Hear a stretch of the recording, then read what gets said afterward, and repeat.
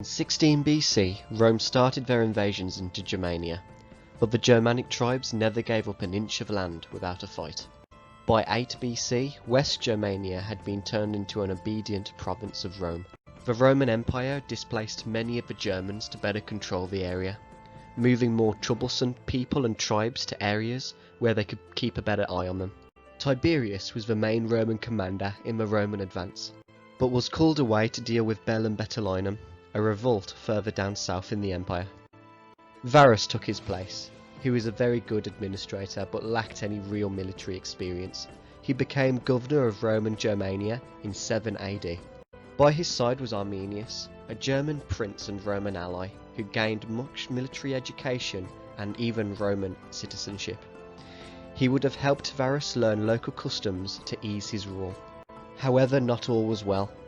Roman troops in Roman Germania were becoming under attack, and Varus had trouble tracking them down. A large revolt had erupted in the west, so Varus mobilised his troops to put them down. Meanwhile, Arminius travelled to Germania to gather auxiliary support. Varus travelled through Germania with the aid of Arminius's guides, who led Varus through dense forests to avoid detection. The Romans were slowed and stretched out by the dense forest, and Varus was unfamiliar with the land. All of a sudden they were attacked. Germanic arrows, spears and rocks pummeled the Romans from all directions in an ambush, and the Germans dealt much damage before retreating back into the dense forest. To make things worse, Varus had lost Arminius's guides who had fled in the battle. Wet, stuck in the mud, and leaving their sick behind, the Romans travelled west, hoping just to get out of this forest. Tired and muddy, they were ambushed again, but they did manage to survive with heavy losses, now realising they were caught in a trap. Command structure had now broken down, but they kept marching. Varus felt duty-bound to put down this rebellion in the west. They marched for 5 days, getting into many ambushes with hidden guerrilla Germanic warriors. Varus's main tactic was to simply hide behind makeshift encampments with walls that the army carried around with them. Luckily, they came to a road and an opening.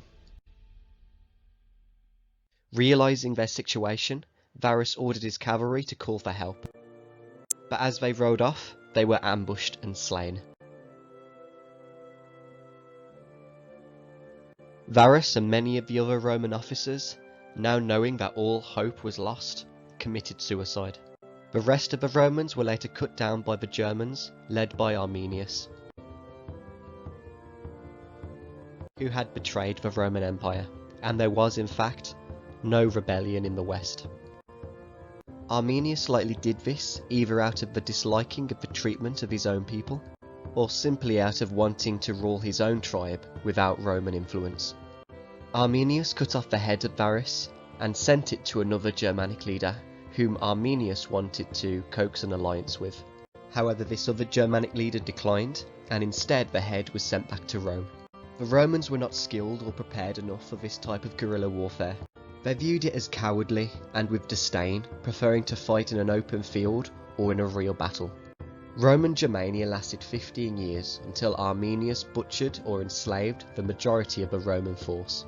Many Roman generals were sacrificed to Germanic pagan gods, and Roman warriors were killed in barbaric ways such as beheading, crucifixion, or burned alive. The Germans destroyed all of the Roman settlements in Germania, but were still held out of Gaul by the Roman fortifications. Once the common Roman threat was taken care of, the Germanic tribes went back to being rivals. Be sure to check out my other channel, History Sticks, for the complete, longer, and comprehensive video.